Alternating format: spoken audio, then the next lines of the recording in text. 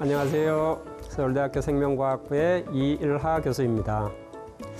지난 시간에 식물은 생장을 통해서 환경에 대해서 반응을 한다라는 말씀을 드렸습니다. 이러한 생장을 통해서 반응하는 그 특별한 현상 때문에 식물은 생장상의 가소성이라는 걸 가집니다. 가소성, 왠지 조금 생소한 용어인 것 같은데요. 가소성이라는 용어를 처음 사용하신 분들은 아마도 뇌과학자가 아닌가라는 생각이 드는데요. 인간이 아이로 처음 태어났을 때 어린아이의 뇌는 완전 백지 상태에서 태어나는 것과 진배가 없습니다. 이후에 이 아이가 자라면서 어떤 경험을 했는지, 어떤 학습을 했는지에 따라서 굉장히 다양한 형태의 뉴런 네트워크가 형성이 되고요. 그 뉴런 네트워크가 한 인간의 정체성을 결정해 주게 됩니다. 어떻게 빚느냐에 따라서 굉장히 다른 그런 어떤 인격체로 성장을 할 수 있다라는 의미로 가소성이라는 용어를 사용하고 있는 것이죠. 식물에서도 생장상에서의 그런 가소성을 가지고 있습니다. 지금 이 사진에서 보시는 애기장태는 아주 낮은 양의 빛, 그리고 중간 양의 빛, 그리고 굉장히 강한 양의 빛을 쬐어 주었을 때 이 식물체가 제각각 서로 다른 형태로 자라는 것을 보여주고 있습니다. 실제로 이와 같이 식물체는 자기가 어떤 환경에 아래에서 이제 자라고 있느냐에 따라서 굉장히 다른 형태로 자라게 되는데, 그게 생장 가소성 때문에 이제 그렇다는 거죠. 생식기관을 생산하는 방식에 있어서 동물과 식물이 상당한 차이를 나타내고 있습니다.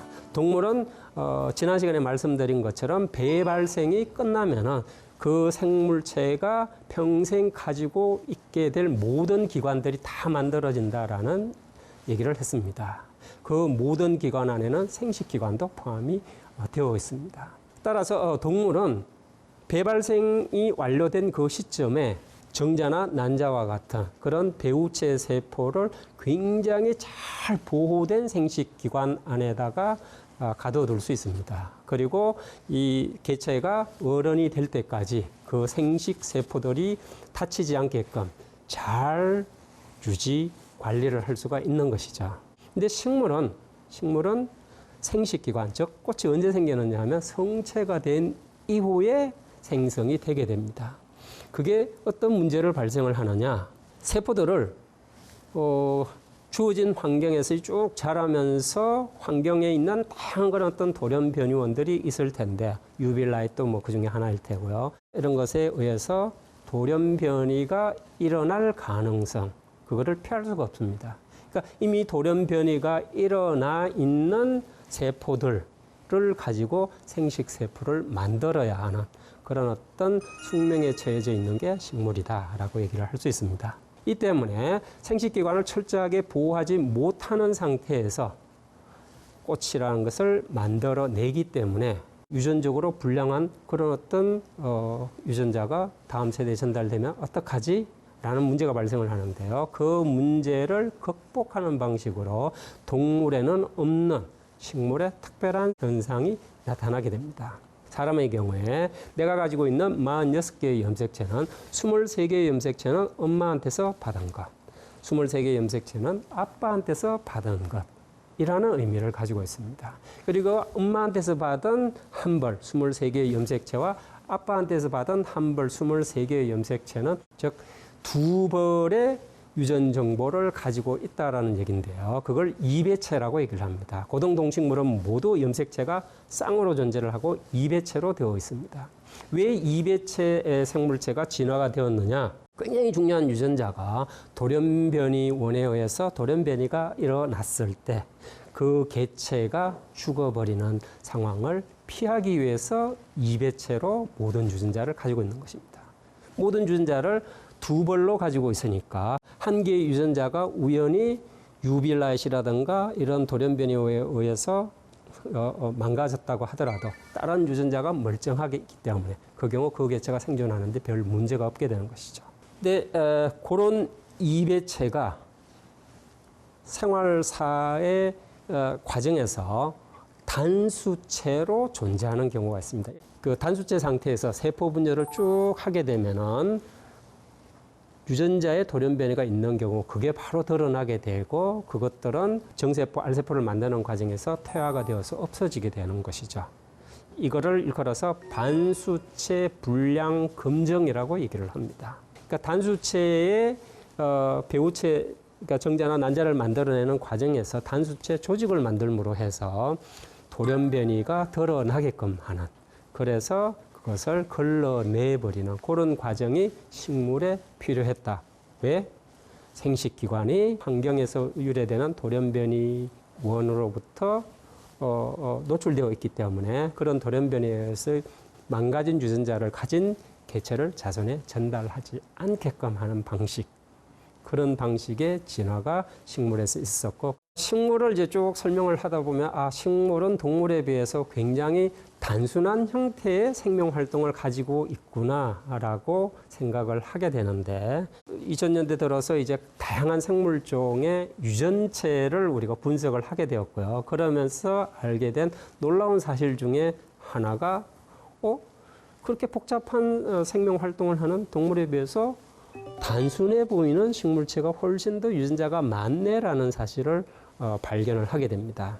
2000년 초반에 제일 먼저 밝혀진 유전체의 염기서열이 이제 밝혀진 두 생물종이 하나는 초파리고 하나는 애기장대입니다. 둘 다 생물학계에서는 모델 시스템으로 굉장히 많이 연구가 되는 두 생물입니다. 초파리는 이 사진에서 보시는 것처럼 굉장히 다양한 기관을 가지고 있습니다. 눈도 있고 다리도 있고 몸통도 있고 날개도 있고 꽤 다양한 기관들이 이제 보여지죠.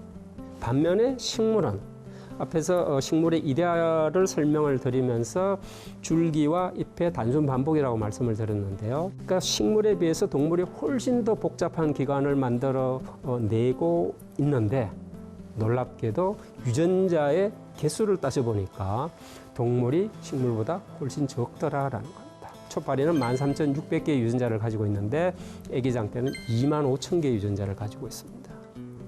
왜 이럴까요? 이게 아마 식물이 호착성 생활을 하는 특성과 관련이 있을 거라고 생각이 됩니다. 식물은 발화를 해서 자라게 되면은 그 발화한 자리에서 다른 곳으로 이동을 하지 못합니다. 동물은 자기가 환경이 불리하네? 그러면 그냥 그 길을 피해버리는 회피성 운동을 할 수가 있죠. 근데 식물은 내가 지금 불리해, 내가 지금 한참 자라고 있는데 갑자기 내 앞에 커다란 아파트가 들어섰어. 어떡하지? 못 움직입니다. 그죠? 자기가 어디에 태어날지 그리고 어떤 환경 변화가 있을지 예측하지 못하는 상황에서 운동을 하지 못하는 식물은 그 주어진 환경에 적응을 하는데 필요한 굉장히 많은 유전자들을 다 가지고 있어야 됩니다. 굉장히 다양한 환경에서 이제 발화해서 자랄 가능성이 있기 때문에 아예 원초적으로 모든 환경에 적응해서 살아갈 수 있게끔 다양한 유전자들을 다 가지고 있는 겁니다. 우리 실험실에서 자라고 있는 애기장대 같은 경우에는 그 유전자 내가 왜 가지고 있지? 쓸모없는 그런 유전자들도 꽤 있을 겁니다. 근데 그게 다른 극한 환경에 자라는 식물체의 경우에 필요할 수도 있다는 거죠. 그런 다양한 유전자들을 아예 유전체 수준에서 그냥 다 가지고 있음으로 해서 다양한 환경에 살아갈 수 있게끔 진화해 온 것이 식물이 아닐까라고 생각이 됩니다.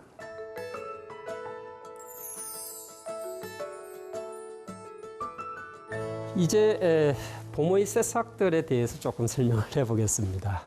봄의 새싹들 그러면 아마 대표적인 예로 이제 생각을 하는 것이 씨앗이 발화하는 것이 아닐까라고 생각이 되는데요. 그러니까 봄에는 이런 씨앗도 발화를 하지만 잎이 만들어지기도 하고 꽃이 만들어지기도 하고 이런 다양한 그런 어떤 새싹들이 나타나게 됩니다. 종자가 발화하기 위해서는 어떤 조건이 필요하죠? 봄이 되었을 때 얼어 있었던 얼음들이 녹으면서 수분이 제공이 됩니다. 그리고 종자는 그 수분을 흡수를 해서 물질 대사를 할 수 있게 되죠. 그 다음에 따뜻한 온도가 필요합니다. 따뜻해져야 비로소 신진대사가 활발하게 일어날 수 있으니까요. 그 다음에 산소가 필요로 합니다.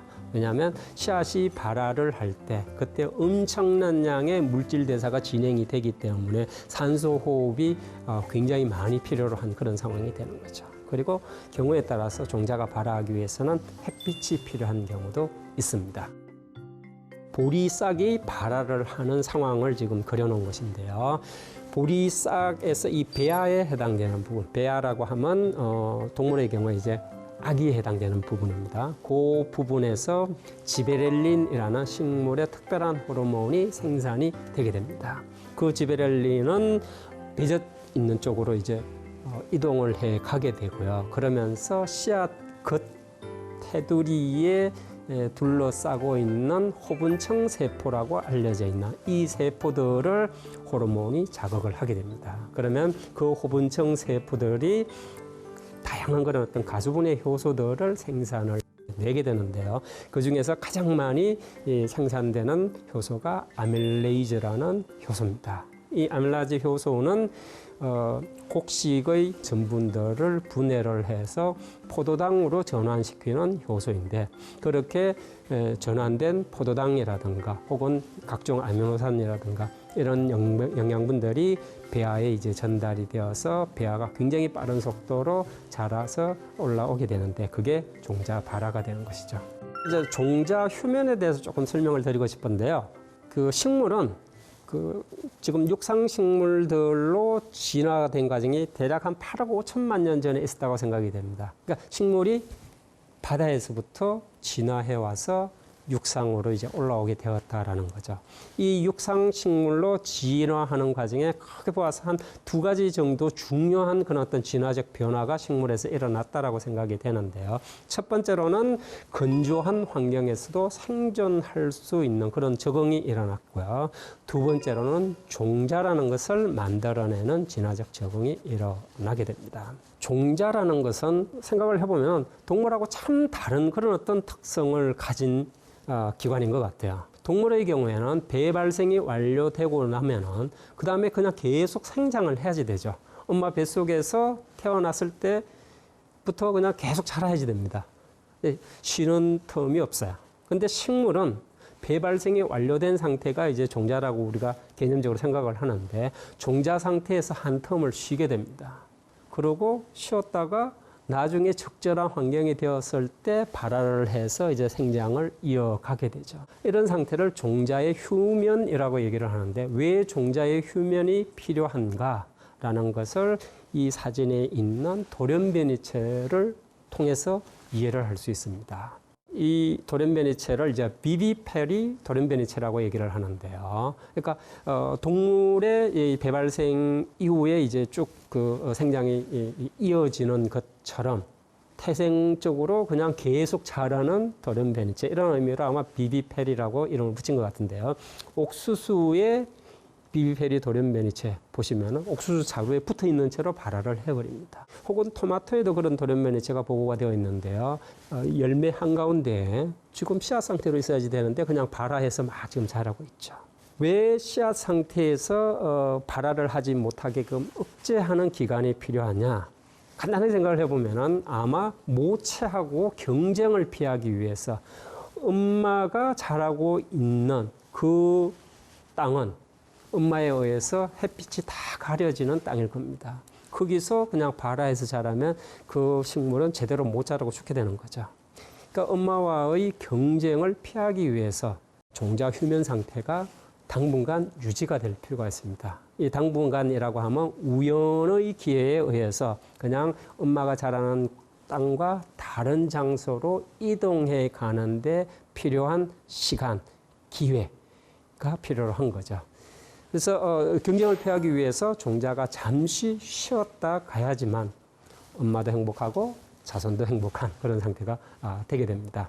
그래서 종자 휴면이 필요로 한데 이러한 종자 휴면을 하는 방식의 가장 대표적인 사례가 아부시식 애시드라는 호르몬입니다. 그 호르몬을 종자에 잔뜩 분비를 해 놓으면은 아부시식 애시드가 있는 한 아무리 훌륭한 빛, 온도, 수분이 있다고 하더라도 발화를 하지 못하게끔 억제가 됩니다. 발화를 하는 놈들은 종자 휴면 상태를 이제 깨뜨린 건데요. 이런 종자 휴면 상태를 깨뜨리는 방법의 대표적인 사례는 아부시식 애시드라는 식물 호르몬이 저절로 샥 분해돼서 없어지면은 그때부터 이제 발화를 할 수 있게 된다라고 말씀을 드렸습니다.